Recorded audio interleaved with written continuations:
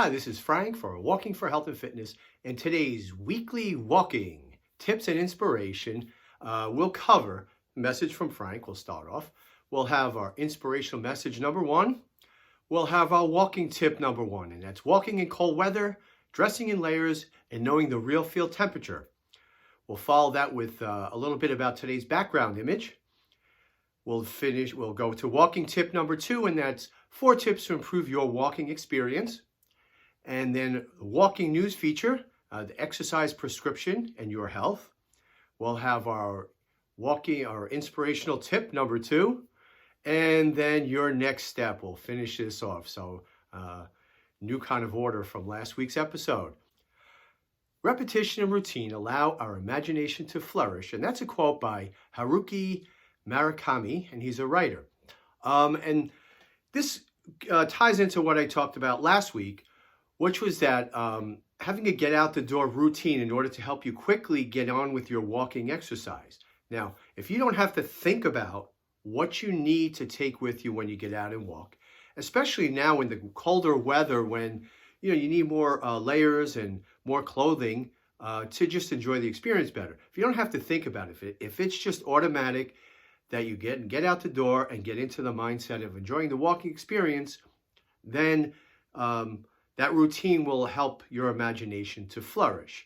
And that leads into the first walking tip of this episode. And that's when we walk outside in cold weather. We need to know how to dress in layers and know what the real feel temperature is, or the wind chill temperature.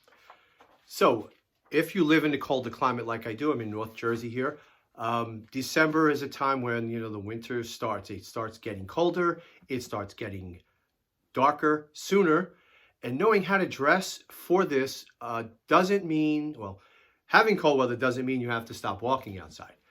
Knowing how to dress for it will make the walking experience so much more pleasurable. And I find that when I've done my walks in cold weather, just the challenge of braving the elements to get out there it feels like an accomplishment, and I really feel good after a walk.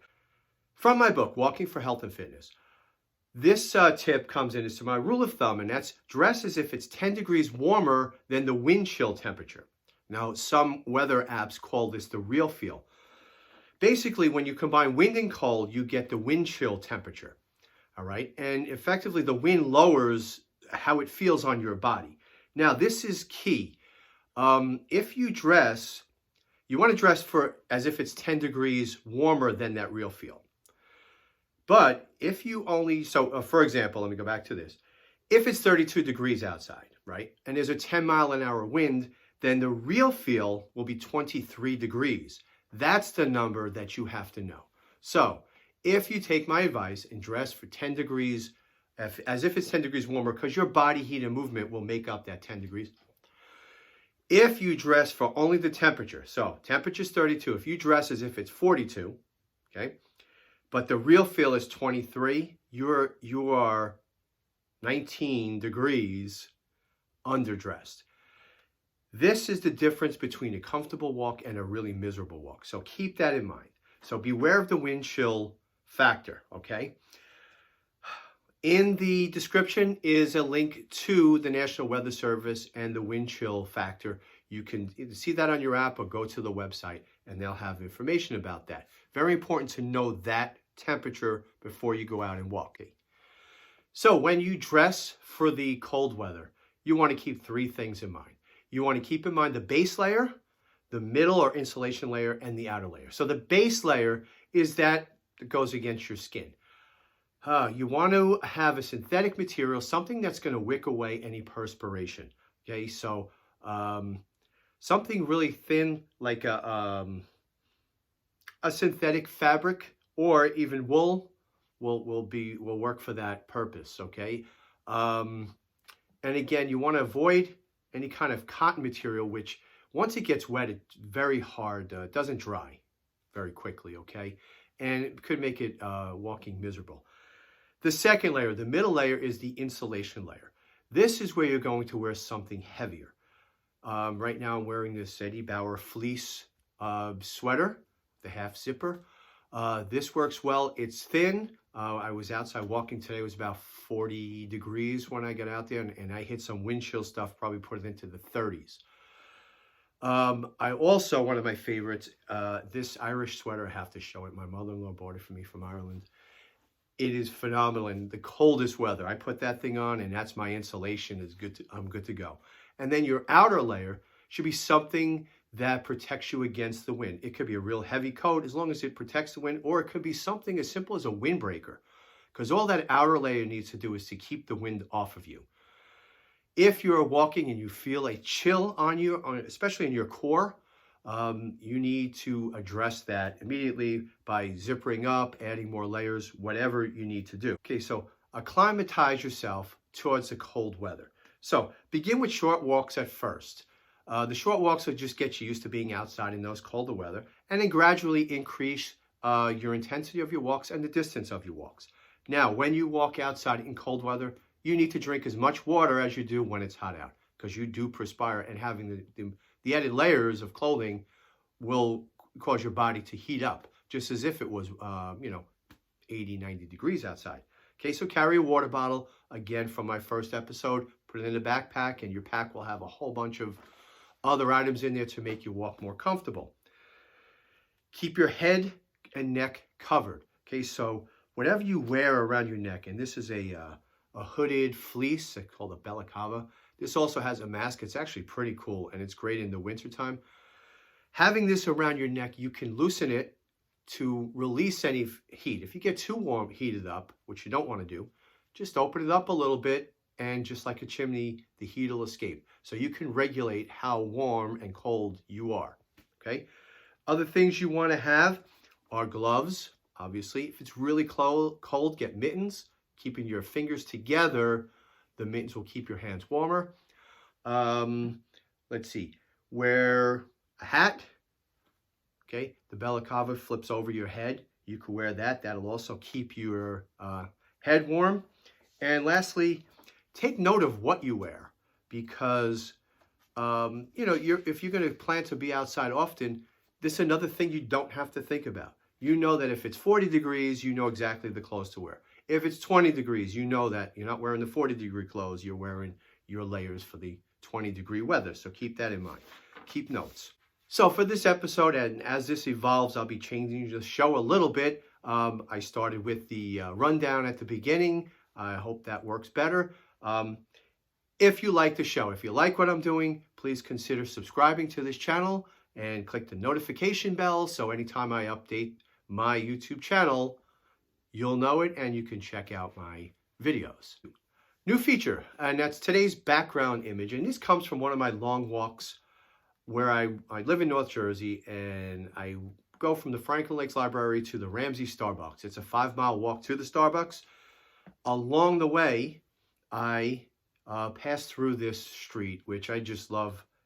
It's tree lined. There's not a lot of traffic, and that's why I go to this, use this route. If you remember from the first episode, writing my pack, I had the pen and paper. I talked about going to Starbucks, having a cup of coffee, and writing out my thoughts, and that's where this long walk came from. So I like to take a lot of pictures when I walk, and in my newsletter, Walking Inspiration, there's always a section about what I see on the road. So check out that newsletter when you sign up for my email. You get that quarterly edition included in the email sign up. And for walking tip number 2, these are 4 steps to improve your walking experience. Number 1, develop several go-to walking routes. Number 2, develop a warm-up. Number 3, slow and steady wins the race. And number 4, good walking form makes the miles breeze by. Now, walking is great exercise. It burns calories, strengthens muscles and bones, improves balance, boosts mood, and helps prevent a host of other problems ranging from heart disease to type 2 diabetes. But walking is about more than just putting one foot in front of the other. To reap all the benefits of walking, all the health benefits, and avoid injuries, it's important to incorporate these 4 walking tips. So, develop several go-to walking routes. Now, I have several, and 2 of them are very hilly, right outside my house. I use those for what I call my fitness walks, when I want to get my heart rate up and I do body weight exercises. I have one route right from my house. That is my long walk. It's hilly and scenic. Another go-to route, or two other go-to routes, is I drive there to those places and get out of the car and just go. They're scenic, they're longer routes, less traffic on those routes, and they really serve me well. So I don't have to think about it. I just choose one, go to it, and I'm ready to go. I know exactly what I'm going to face each time that I'm there. Okay, so when you have several routes, you want variation of terrain so that your body can also have different muscular reactions and challenges with the varied routes, inclines, and the steps. Mix it up by switching speeds every so often, and pick an object out in the distance and walk quickly to that object, whether it's a telephone pole, whether it's a parked car up ahead, a house up ahead, whatever, okay? And like I said, a few times a week, try different routes. Tip number 2, doing a warm-up. And this is important. A warm-up is just what it is. You're warming up your body. And the great thing about walking is that the walking experience and the walking motion is the warm-up itself. So it's not like you're a basketball or baseball player where there are specific warm-ups and stretches to do. Walking, you just get out and walk. Start slowly. Your body will warm up.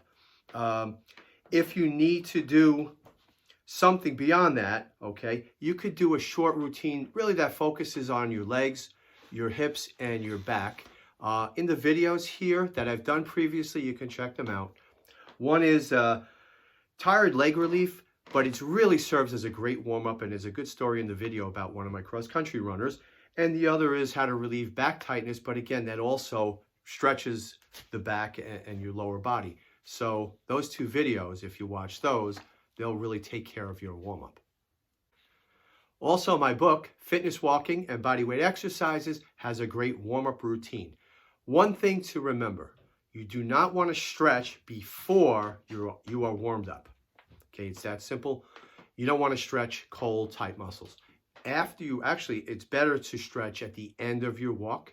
And again, Fitness Walking and Bodyweight Exercises address that. Okay, tip number 3, slow and steady win the race. I'm just going to look at my notes here. For all you beginning walkers, increase your mileage and speed with caution.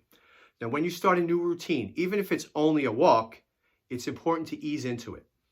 Your muscles need to be developed and strengthened for flexibility and endurance, and that doesn't happen in the first week. So actually, if you just start walking and you think, oh, walking is so easy, anybody could do it, true, but you'll feel it because you are using the muscles more than you would just, walking around your, house from one room to the other. But you're out on a steady walk. So you will feel that. Okay? Keep that in mind. Okay. Focus on progress rather than going all out right away. And doing too much too soon can leave you with sore muscles and potential injuries. Okay. Instead, gradually work up to faster speeds and longer distances. And walking tip number 4. Good walking form will make miles breeze by. For the best walking posture, imagine a string lifting you from your breastbone towards the sky to keep the hunch out of your back, okay? You want to stay upright. Keep your eyes on the horizon, engage your glutes and abdomens, and pump your arms as you're walking, okay?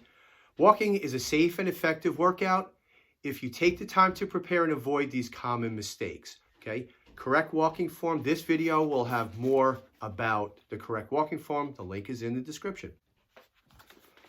And I just want to take a minute to talk about a partner of ours at Walking for Health and Fitness, and that's Care Remote Socks. Care Remote Socks feature blister reduction technology. They have a consistent fit, they have moisture wicking channels, they have a larger toe box, which is cool, and they have a graduated compression throughout the sock. Lastly, they have a weave that promotes blood flow to keep your legs feeling good and they feel rested even as you're walking. Care Remote Socks have 100% all-natural antibacterials with no metals involved in the process. Okay? They use easy glider technology. Basically, it means it's easy to slip them into and out of your shoe, or especially your hiking boot if you're hiking. Now, I spend hours on my feet and I spend money on good products. Buying Care Remote Socks is money well spent. And also check out the video on features of good socks and why wearing good socks is important. And the news item feature. Now, the full title of my first book is Walking for Health and Fitness, the easiest way to get in shape and stay in shape. It's also the least expensive way. And as a school teacher, that sounds, I like the sound of that, okay? So this is from the djjournal.com. Exercise may be your cheapest prescription to good health.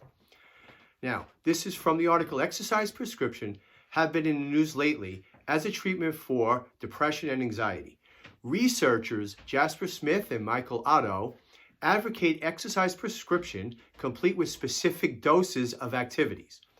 Now, research shows that exercise can produce mood changes similar to antidepressant medication and traditional talk therapy. Study after study has confirmed that from preventing heart disease to strengthening the body's immune system, exercise is critically important to our health and well-being. Inspirational quote number 2, walking is the best medicine, by Hippocrates. Now, every chapter of my books feature what I call your next step. Basically, the next step you should take to advance your health and fitness. So, in the next step of this chapter of weekly walking tips and inspiration, develop your get out the door routine. Include what you will wear in cold weather. Plan out your walking routes. Vary the terrain and alternate walking the different routes. Try different times of the day and find new routes, okay? Google Earth and Google Maps is great for doing that. Develop your warm-up routine. And as I said, my book, Fitness Walking and Body Weight Exercises, has a number of good movements to take you through a good warm-up. And consider walking a prescription from me. So, add a comment, anything you want to comment about this episode or anything you'd like me to cover in the future in the comments below. This is Frank from Walking for Health and Fitness. Walk on.